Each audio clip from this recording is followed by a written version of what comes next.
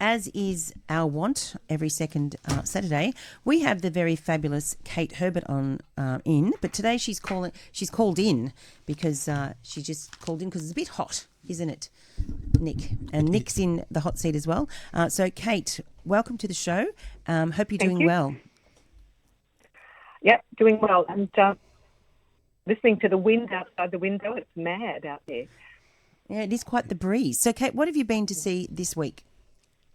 Well, I saw something fabulous in the week after I spoke to you last, which is the Hate Race, H-A-T-E, the Hate Race, written by Maxine Beneba Clarke. It's at the Malthouse until the 17th of March, and I'd suggest rush out and see this. It's about... I suppose it's a solo, Zahra Newman, who is a force of nature in this and everything else. Interestingly, you just played Billie Holiday earlier, and she was Lady Day at the Emerson Bar and Grill, which was also extraordinary.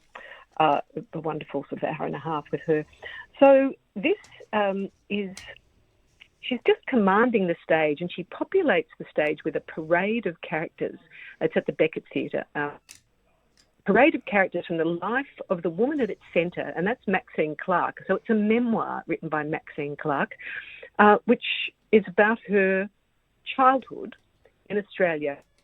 She was exposed to racism and what is described as microaggressions because of her skin colour and heritage.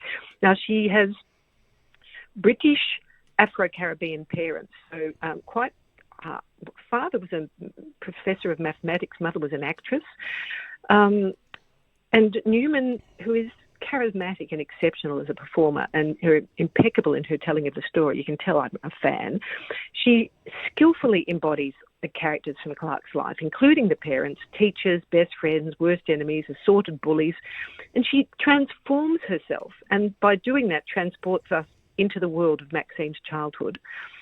It is extraordinary. I'm thinking Nick is there on the other end somewhere. You haven't seen it yet, have you, Nick? I haven't seen it. And just a quick question. Are you on speaker on your phone? Am I able to... am I what? Are you using your speaker on your phone? You want me to turn it off? Yes, please, because it doesn't sound very good, yeah. Okay, I apologise. Is that better? That's much better, Heaps thanks. better. Yes. Now, I've read the reviews, which are also extraordinary. It does make me wonder, though, what are we watching when we're watching something that's transformational about somebody's childhood and thing? What's it actually add up to for the audience who's not in any way have everything? What's the point of it? I suppose I'm saying. Well, I think it's memoirs.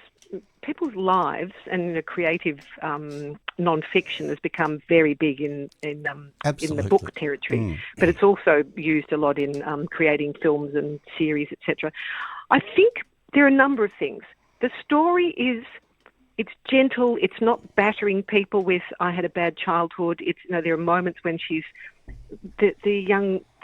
the white kids in her school one calls her Blackie, and she's being told she's brown, and it seems to be the only characteristic that other children could identify in her. So I suppose it's a gentle nudge about what is described, as I said, as microaggressions. But that's not the reason this performance is great. It is this beautiful, inventive and imaginative direction by two women. And there's a second person on stage. So in terms of its theatricality and its musicality and its writing and adaptation, Maxine Clarke has adapted it herself with assistance from the directors and writers. It is a really beautifully crafted piece of theatre. This adaptation is swift-moving and spare, and it avoids incorporating tracts of prose and makes it theatrical and accessible to the audience. And it uses self-narration. So Zahra Newman, as Maxine, just captures that intimacy and authenticity of the memoir. She talks directly to the audience. She tells her story. It's her primary school and her high school. And it has a lovely cyclic but also dramatic shape. So it creates sort of peaks and troughs. And she has what I would describe as the most compelling and transformational moment is this jubilant description of Maxine's victory at her final school debate. She was a very high achiever. And so although she was very successful, she was puzzled by this attitude to her race and colour, because I imagine as a tiny child she just wasn't aware of it. But this escalating energy and joy and the delicious sense of triumph was thrilling to watch, and it brought tears to my eyes, which doesn't often happen in the theatre. She honoured her father at that moment, her heritage, her politics, her own conscience, and at that moment she said something her father's wanted her to say in her, 12, when she was a 12-year-old, something he wanted her to say about her home country, Britain and the Caribbean, exposing the entrenched subjugation of people in contemporary Western worlds because of their race or colour. And it's not in any way beating you over the head with this story. So it lands, it sticks. So I guess there's a number of layers to this, aren't there? I suppose it goes back to the question of why do we go to the theatre? And did you go and see Eat Your Heart Out?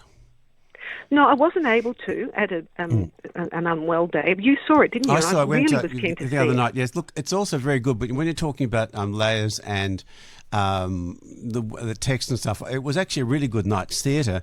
It is a bit overwritten. It crams an awful lot in, but the two performers are wonderful. And then there's a third performer.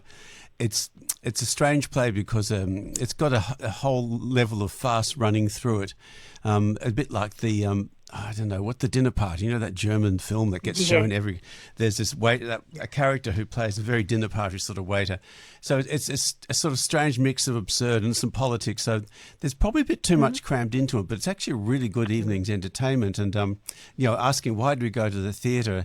We go to joy and forget ourselves and hopefully to learn something about ourselves. I'm not sure if I learnt much about myself from this one, but I certainly was taken away from myself for a while, and that's no bad thing. No, indeed. And it's Helen Hopkins and Karen Theatre a couple of years ago called Shift Theatre. So it's always the two of them, and there's a third person, as you said, in this one. And it appears to be the two women talking over dinner, and I imagine that could become a bit wordy if it's not carefully managed. Oh, well, they throw in a lot of physical stuff as well, yeah. Oh, okay. Yeah. And I think I'm a script at the moment. I've thrown everything up in the air and waiting for the jigsaw pieces to fall onto the computer for me. But stripping and editing and throwing out your darlings is really important in that sort of writing process. Do we have a moment for me to mention Yentl or something else? Absolutely, yes. Please go. Yeah. So this was one, I didn't see the entire thing because I had to leave before the end. But it's rather than talk about stars, I'll just talk about the production itself. It runs until the 17th of March, and it's at the Malthouse as well in the large theatre. So this is based on Isaac Bashevis Singer's novel Yentl, which was the movie that Barbara Streisand did. But this is the Kadima Yiddish theatre. They used, in order to get around the rights that Barbara Streisand has, they used the original Yiddish text. So there is some Yiddish language in this. The audience was, there were a lot of Yiddish audience as well.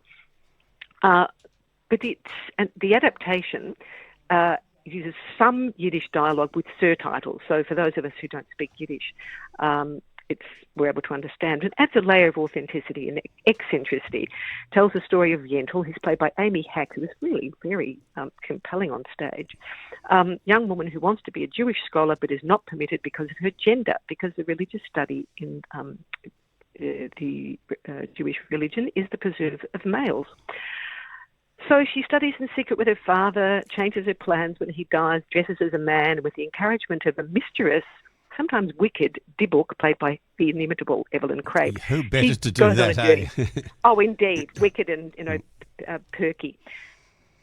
To a distant town, it gets introduced to a rabbinical school, a yeshiva, becomes a scholar and a favourite. And as the Dybbuk says, that I missed, there are three. I think that's the way she describes it. But it's rather lovely direction, and it draws on the styles and forms of Yiddish theatre, Polish theatre, cabaret, a range of other styles to weave its narrative. The design's almost monochromatic. It's sort of black and white and grey. The actors have white face, white costumes, little splashes of colour. But I think it's a very interesting and engaging and very informative for me. I thought, oh gosh, I had no idea that was the fact of what's being studied in rabbinical schools and what these young men are taught about. Essentially they know nothing about women, so they treat them as aliens. That's my view of it anyway. So I did learn something, and perhaps did I learn something about myself? But not having seen the entire thing, I can't give you a full view. Sounds like a goer too, because Melbourne has got one of the largest Yiddish-speaking populations outside of Europe because of the absolutely diaspora. And a very dear friend of mine is one of the people who started he was a native Yiddish speaker because he spoke Yiddish with his parents, but he's a teacher of it. He was one of the first to start that sort of teaching for not just kids in schools but for adults, and SBS radio Yiddish programs and interviews. Was at the Kadima as the president or manager. And the Kadima, we have to wind up now, but it's an extraordinary. We should get somebody on from there. But it's a great institution. Well, get Alex Daphner. He's perfect to talk about that. Did you hear that call going out there, Kate? We're going to have to finish up. Thanks very much for talking with us today. Stay cool. Lovely. And I'll see you. Thank you. Thank you very much. Bye. Thanks very much, dear listener. Thanks for listening into Arts Weekly. Do look after yourselves today. Keep hydrated. Look after your animals.